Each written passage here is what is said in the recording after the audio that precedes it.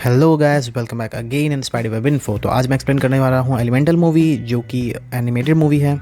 इस मूवीज में इस संसार के जितने भी एलिमेंट हैं, जैसे लाइक हवा, पानी, आग, रॉक और पौधे यानी पेड़ जो होते हैं, उन सब को मिला के एक बहुत अच्छी स्टोरी का रूप दिया गया है, जिसे देखने में बहुत अच्छा लगता है और बहुत कूल भी। तो मूवी यहाँ से शुरुआत होती है कि हमें सबसे पहले एक कपल को एक नाव पे दिखाया जाता है, जो कि अपने घर को छोड़कर एक अलग जगह पे जा रहे थे, जिस जगह का नाम था शहर। हाँ भाई, अभी शहर ही मानो इस जगह को, ठीक है। तो वो लोग यहाँ पे नए थे और उन्होंने वो लोग जहाँ से बिलोंग करते थे ना, तो वहाँ पे सिर्फ आग ही रहते थे, मतलब वो उस सिर्फ जगह फायर रहते थे, इसीलिए उस जगह का नाम फायरलैंड था। और जहाँ पे ये लोग आके शिफ्ट हुए थे, यहाँ पे कॉम्बिनेशन लोग रहते थे, मतलब फायर को छोड़ के यहाँ पे सारे एलिमेंट थे। तो लोग उनसे रूडली बिहेव करते थे कि आप लोग यहाँ पे क्या करने आए हो। फिर सिंपल बात है, वो लोग जब घर रेंट पे लेने के लिए जाते हैं तो उन्हें वहाँ पर रेंट भी नहीं मिलता है, ये कहकर कि मैं जल जाऊंगा, मुझे ये हो जाएगा, मैं पानी हूँ, तुम मुझे सुखा दोगे। सो वो लोग बहुत ज़्यादा प्रॉब्लम झेलते हैं वहाँ पे। मैं तुम्हें बता दूँ कि इसमें जो एक लेडी है वो प्रेग्नेंट है। तो वो लोग सारी जगह रूम ढूंढते हैं, वो लोग नहीं देते हैं, इसीलिए उन्हें एक भंगार सी जगह दिखती है। फिर वो लोग उसी को अपना घर मानते हैं और वो उनकी मरम्मत करते हैं और उसे बहुत ब्यूटीफुल रेस्टोरेंट में बदल देते हैं। और वो लोग अपने साथ ब्लू फ्रेम लेके चल रहे थे, जिसमें मतलब वो लोग उसे भगवान की तरह प्रीच करते थे। उसके बाद इनको बेटी होती है जिसका नाम था एम्बर। अब मैं तुम्हें बता दूं कि इसकी खासियत ये थी कि सबसे पहले तो ऐसे लगता रहता था कि मैं कुछ भी कर रही हूँ बूढ़ा होते जा रहा है। और सिंपल बात है कि बहुत ज़्यादा मतलब एग्रेसिव हो जाती थी, मतलब बहुत ज़्यादा गर्म हो जाती थी। और अगर फायरलैंड में मतलब वो लोग छोड़ के आए थे, फायर एलिमेंट अगर गर्म होता है तो वो एक तरह से ब्लास्ट करता है, जिसमें से बहुत तेज़ गुलाबी कलर की रोशनी निकलती है। अब जहाँ पे वो लोग अपने रेस्टोरेंट को बनाए थे, उसके आसपास ढेर सारे फायर एलिमेंट आकर रहने लगते हैं उन लोग को देख के, और वो जगह भी फायर लोग के रहने लायक बन जाता है। और भाई, इनके रेस्टोरेंट में तुम्हें ऐसी लॉलीपॉप या पेटीज़, पेस्ट्रीज़, ये सब तुम्हें देखने के लिए नहीं मिलेगी, ठीक है। और स्टारबक्स की कॉफ़ी बिल्कुल भी नहीं मिलेगी। भगवान क्या ही बोल रहा हूँ मैं, स्टारबक्स कहाँ से घुस गया इसमें। मतलब वो लोग एलिमेंट है तो वो लोग लकड़ी और पत्थर वत्थर जो भी खाते हैं, तो वो उन सब का यहाँ पे कैंडी वैंडी बना के दिया जाएगा, यही सब दिखाया जा रहा था इसमें। एम्बर के पापा जो बर्नी थे, जो यहाँ पे मतलब जैसे कि बताया कि वो दोनों कपल आके यहाँ पे रहे थे, तो उसमें जो मेल था उसका नाम बर्नी था। उसने बोला था कि अब एक समय में मैं तुम्हें अपनी दुकान सौंप दूंगा, बिकॉज कि ऑब्वियसली वो लोग बूढ़े होते जा रहे थे और एम्बर इस चीज़ को लेकर बहुत ज़्यादा खुश थी। इसलिए वो लोग कस्टमर को हैप्पी करने के लिए बहुत कुछ करती थी, लेकिन उससे हमेशा गलती हो जाती थी। और मैं तुम्हें यहाँ बता दूँ कि बर्नी की जो वाइफ और एम्बर की जो मम्मी है वो एक ज्योतिषी होती है। तो एक दूसरे एक चैलेंज मिलता है कि अपने पापा से फास्ट डिलीवरी करके दिखाओ, और वो ओब्वियसली इसमें जीत जाती है, लेकिन कुछ प्रॉब्लम आ जाती है जिसकी वजह से उसे झेलना पड़ जाता है। देखिए, बहुत लेट से पहुँचती है और वहाँ पे तब तक उसके पापा सोए हुए होते हैं, और यहाँ पे थोड़ा सा क्यूट सा मोमेंट देखने को मिलता है। लेकिन बर्नी पूरी तरीके से बिलीव कर लिया था कि अब मेरी बेटी बहुत बड़ी हो चुकी है और ये सब कुछ वो संभाल सकती है। लेकिन जब उसे दुकान सौंपा जाता है, तब जब वहाँ पे कस्टमर अपने मन से कुछ छूने लगते हैं, ये सब करने लगते हैं, तब वो जैसा कि मैंने बताया एग्रेसिव होने के बाद फायर एलिमेंट बहुत जल्दी ब्लास्ट करता है। तो वो बेसमेंट में जाती है और ब्लास्ट करती है, इतना ज़ोर से ब्लास्ट करती है कि वहाँ की पाइप फट जाती है, और उसमें से हमारा एक इंस्पेक्शन करता हुआ एक एलिमेंट बाहर आता है, जो कि था वाटर, जिसका नाम था वेब। और वो रोता बहुत अजीब तरीके से था। तो वो इंस्पेक्शन करता है, बोलता है कि ये पाइप्स बहुत पुरानी हो गई है, तुम लोग इसे ठीक नहीं करवाते हो, और तुम लोग ये जो ज़मीन लिए हो, यहाँ पे जो रह रहे हो, मतलब without any kind of permission रह रहे हो, तो मुझे ये सब बता के पुलिस को सौंपना पड़ेगा ताकि इंस्पेक्शन किया जा सके। और एम्बर ये सब नहीं चाहती थी, वो उसे रोकने की कोशिश करती है, लेकिन तब तक वो भागने लगता है। एम्बर उसके पीछे पीछे बहुत तरीके से दौड़ती है, लेकिन तब तक लेट हो चुका होता है और वो भागते रहती है, उसके पीछे भागते रहती है। लेकिन तब तक जाके वो अपने मैसेज को वहाँ पे जाके सेंड कर देता है। वो वहाँ के ऑफिसर से रिक्वेस्ट भी करती है, बट वो ऑफिसर उसकी बात नहीं मानता है। तो फिर वो बाद में वापस आ जाती है घर। अब बिना परमिट के अगर इसका रेस्टोरेंट चल रहा था तो सिंपल बात है कि इसकी रेस्टोरेंट बंद हो जाती है। और जो भी वहाँ पे तहस नहस हुआ था एम्बर के कारण, वो उसके पेरेंट्स लोग देखते हैं, बोलते हैं ये सब किसने किया। तो एम्बर बोलती है कि शायद हमारा नीचे का जो ये पाइप था वो अपने आप ब्लास्ट हो गया था, बिकॉज कि वो पाइप अपने आप भी ब्लास्ट होते रहता था, और ये लोग फायर एलिमेंट थे तो अपने से उसे उस पाइप को लोहे की थी तो वो गला कर उसे बंद कर देते थे। सिंपल बात थी कि मैं एम्बर अपने शॉप को बंद होते हुए नहीं देखना चाहती थी, इसीलिए वो उस वाटर एलिमेंट का पीछा करने लगती है, जिसका नाम वेड था। वो बताता है तुम्हारा प्रॉब्लम सॉल्व हो सकता है, लेकिन तुम्हें सबसे बड़ी ऑफिसर से बात करनी होगी। और जब एम्बर इसके बारे में पूछती है वेड से, तो वेड बताता है कि वो मैच देखने के लिए गई है, तो तुम्हें वहाँ पे जाना पड़ेगा। तो वहाँ पे क्लाउड सब का गेम चल रहा था, जो देखने में बहुत ज़्यादा क्यूट और ब्यूटीफुल लगता है देखने में। लेकिन वहाँ की जो मेन ऑफिसर थी उन पुलिस वालों की शायद, तो वो बहुत ज़्यादा बिजी थी उस मैच में। तो एम्बर अपनी बात कहने की कोशिश करती है, लेकिन वो बार बार इग्नोर कर देती थी बात को। लेकिन जैसे ही मैच खत्म होता है, एम्बर भी उसको लास्ट में एंजॉय करने लगती है। लेकिन जब वो लोग स्टेडियम से बाहर आते हैं, तो एम्बर कहती है मेन ऑफिसर को कि मैं अपनी दुकान बंद होते हुए नहीं देखना चाहती, सो प्लीज़ मेरी मदद करिए। लेकिन ऑफिसर कहती है कि पानी का लीकेज पता नहीं कहाँ से लेकिन अचानक से हो रहा है और तुम्हारी शॉप बंद भी हो सकती है इसके कारण से, बिकॉज कि यहाँ पे परमिट इसलिए चालू किया गया है ताकि शहर सुरक्षित रह सके। अगर तुम उस लीकेज को बंद कर दोगी जहाँ से पानी वापस आ रहा है कहीं से भी खोज के, तो मैं तुम्हारी दुकान को बंद नहीं करूँगी। तो वेड से मदद मांगती है, तो वेड उसकी मदद करने लगता है। जब वेड उसे वहाँ तक लेके जाता है तो एम्बर उसे देखती है और पूछती है कि तुम यहाँ मेरे घर तक कैसे आ गए थे अचानक से। तो वेड बोलता है मैं यहाँ पे चेकिंग करने के लिए आया था, जिसके कारण से अचानक से वहाँ पे बहुत बड़ा ब्लास्ट होता है, जिसके कारण से मैं वो उस पाइप के ज़रिए मैं पाइप में घुस जाता हूँ और उस पाइप के ज़रिए मैं तुम्हारे घर वाली पाइप में आ जाता हूँ। तो उस लीकेज को ढूंढने के लिए ये लोग एक टाइप का एयर बलून लेते हैं जो एम्बर के घर के ऊपर लगा रहता है। तो दोनों एयर बलून की मदद से खोजने लगते हैं कि कहाँ पे लीकेज हो रहा है। और यहाँ पे हम लोग इन दोनों की केमिस्ट्री देख सकते हैं कि वेड जो था वो एम्बर को पसंद करने लगा था। चौंकाने वाली बात तो ये थी कि दोनों अलग अलग एलिमेंट थे, एक वाटर और एक फायर। और मैं तुम्हें पहले बता दूं कि एम्बर के जो पापा थे वो इसके बिल्कुल खिलाफ थे। बोलते थे तुम हमेशा आग से ही शादी करोगी, किसी भी एलिमेंट से तुम शादी नहीं कर सकती हो, चाहे उससे प्यार बिल्कुल भी नहीं। और एम्बर ये बात जानती थी। तो वो लोग एयर बलून में अपना बातें करते करते उस लीकेज तक पहुंच जाते हैं और उन्हें वो लीकेज दिखने लगता है। अब देखो ये लीकेज से पानी इसलिए आ रहा था बिकॉज कि जब शिप्स आती थी तब वहाँ से जो शिप्स से जो लहरें उठती थी उसे डैम रोकती थी, लेकिन डैम से अंदर आ जाता था पानी और वो पानी वापस चले जाता था। लेकिन उस पानी जहाँ से अंदर आता था वहाँ पे एक छेद बना हुआ था, जिसके कारण से वो सिटी में घुस जा रहा था। और तुम समझ सकते हो कि शिप कितना ज़्यादा फोर्स क्रिएट करता है पानी पे। सो वो बहुत ज़्यादा पानी आता था बाहर में। वो लोग बहुत कोशिश करते हैं उस लीकेज को रोकने के लिए, बट वो लोग रोक नहीं पाते हैं। बट एम्बर कुछ बोरियां की हेल्प, मतलब कुछ बोरियों की हेल्प से, बिकॉज कि वहाँ पे ढेर सारी सीमेंट की बोरियां थी, तो वो सब बोरियों को पकड़ के उससे उस लीकेज को, उस बड़ा से छेद को बंद कर देते हैं और उन्हें लगता है कि प्रॉब्लम टल गया है। लेकिन एम्बर कहती है कि मुझे नहीं लगता कि हमेशा काम करेगा, बिकॉज कि मुझे कुछ तो करना पड़ेगा, बिकॉज कि ये नहीं झेल सकता है इतना ज़्यादा देर तक।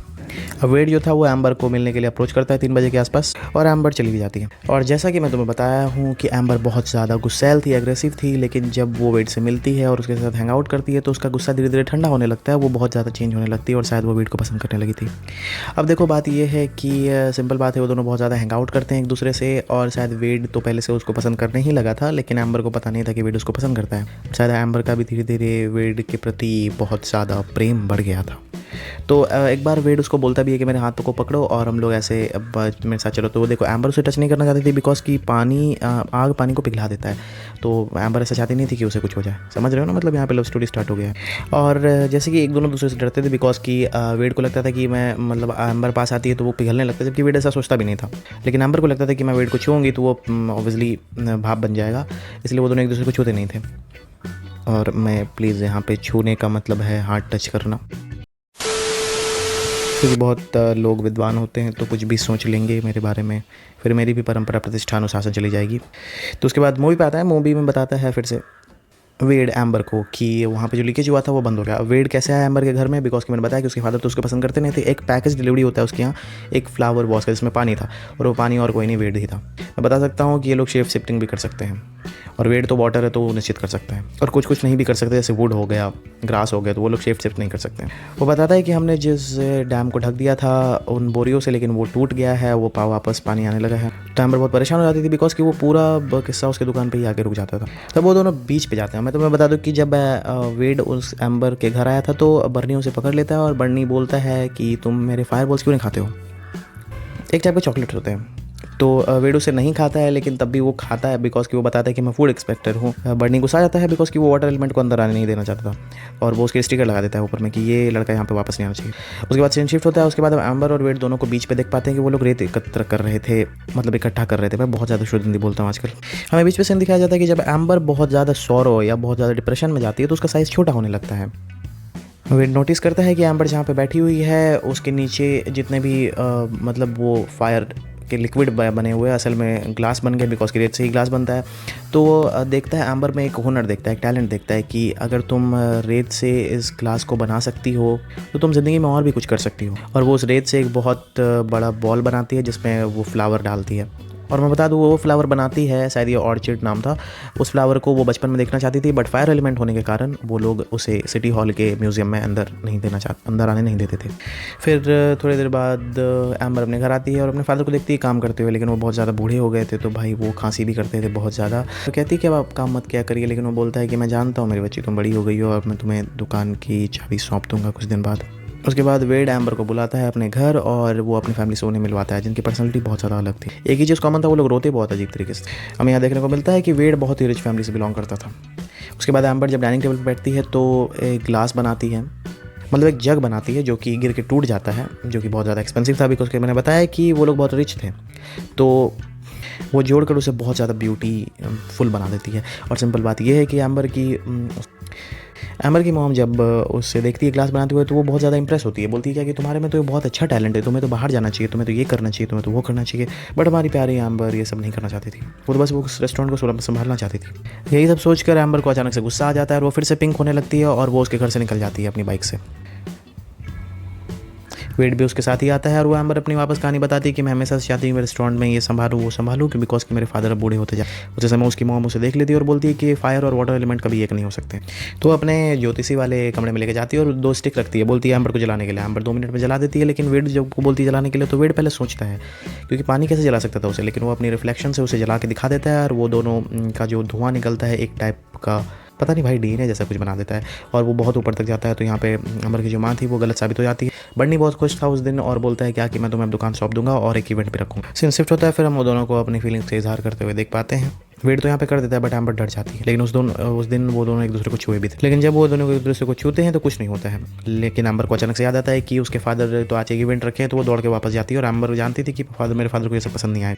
वो उस ओपनिंग सेरेमनी में जब एम्बर के हाथ में चाबी दे ही रहा था बर्नी, तब वहाँ पे वेड आता है और बताता है बहुत कुछ, जैसे कि हम दोनों एक दूसरे से बहुत ज़्यादा प्यार करते हैं और एम्बर भी मुझे पसंद करती है। बर्नी ये सब सुन के बहुत ज़्यादा गुस्सा आ जाता है और वहाँ पर से चले जाता है, बोलता है मैं दुकान संभाल लूँगा अकेले, तुम्हारी ज़रूरत नहीं मुझे। क्योंकि वो इससे ज़्यादा गुस्सा था बिकॉज कि वो जो पाइप का जो अंदर ब्लास्ट हुआ था वो एम्बर के कारण ही हुआ था और वो झूठ बोली थी और बर्नी को झूठ बर्दाश्त नहीं था और वो एक्सपेक्ट भी नहीं कर सकता था कि उसकी बेटी झूठ बोलेगी। एम्बर ये सब सहन नहीं कर पाती और बहुत ज़्यादा दूर चली जाती है अपने घर से। और उसके बाद वो देखती है डैम का पानी जो उसने क्रिस्टल से बंद किया था। मैं तुम्हें बता दूं कि जब बीच पे वो लोग रेत इकट्ठा करने के लिए गए थे तो उसी रेत से ग्लास बनाकर एम्बर ने उस छेद को बंद कर दिया था, लेकिन वो टूट गया था और पानी पूरी तरीके से फायर सिटी में घुसने वाला था और घुस भी चुका था। तब तक पूरी तरीके से घुस जाता है। जब तक उसके माता पिता उस चीज़ के चपेट में आते हैं तब तक एम्बर अंदर जाकर रेस्टोरेंट में बंद कर देती है, अंदर से बंद कर देती है दरवाज़ा और पूरी सिचुएशन अपने से हैंडल करने की कोशिश करती है। वेड को भी ये बात पता चल जाता है और वो एम्बर की मदद करने के लिए आ जाता है। मेन बात क्या था कि वो अपनी स्पिरिचुअल ब्लू फ्लेम को बचाना चाहते थे। उसे बचाने के कारण जब वो एम्बर सारे चीज़ को क्लोज कर देती है ताकि पानी नहीं आ सके, नहीं तो फ्लेम बुझ जाएगा, लेकिन उसी बीच में भूल जाती है कि वेड भी उसी के साथ था, जिससे कारण वहाँ पर गर्मी बढ़ जाती है और पानी गर्म होने लगता है और वेड जो होता है वो भाप बनने लगता है। यहाँ पर एम्बर बोल देती है कि मैं तुम्हें बहुत ज़्यादा पसंद करती हूँ, मैं तुमसे प्यार करती हूँ। फिर दोनों आखिरी हक करते हैं। उसके बाद वेड पूरी तरीके से भाप बनकर मर जाता है। उसके बाद जब पानी शांत होता है और उसके मम्मी पापा आते हैं तो देखते हैं कि एम्बर जो है बहुत बैठ के रो रही थी। ब्लू फ्लेम तो बच गया था लेकिन एम्बर बहुत ज़्यादा रो रही थी वेड के लिए। उसके बाद एम्बर अपने फादर को बताती है कि मैं शॉप को नहीं चलाना चाहती थी, अब मेरा सपना कुछ दूसरा है, मैंने अपने टैलेंट को फाइंड किया है। इसमें फाइंड करने में मदद मेरी वेड ने की थी। तो तीनों फैमिली एक दूसरे को पकड़ के रोने लगते हैं, लेकिन वो एक रोने का और भी हमारा फ़नी अंदाज में वेड भी रोता है वहाँ पर। तो हमें पता चलता है कि वेड मरा नहीं है। वहाँ पर जो स्टीम बना था वो जो बूंद एक टपक के नीचे आती है और वहाँ पर कुछ पानी बचा हुआ था, जिससे हमें ये पता चलता है कि वेड जिंदा था। तो जब वेड वापस आता है दोनों एक दूसरे को किस करते हैं और उसके बाद अब फायर यानी बर्नी को भी उससे कोई दिक्कत नहीं थी।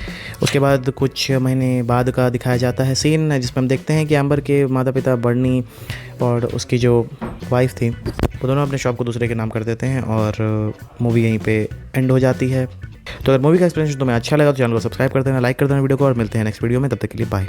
हाँ भाई आज थोड़ा फास्ट में बोल दिया, लेकिन चैनल को सब्सक्राइब कर देना, ठीक है। सब्सक्राइब करना मत भूलना और शेयर करना मत भूलना। कमेंट कर दिया करो यार, कमेंट हमेशा ब्लैंक रहता है, कुछ भी बोल दो यार, लेकिन मतलब अच्छे कमेंट करना, बुरे बुरे नहीं भाई। Okay bye.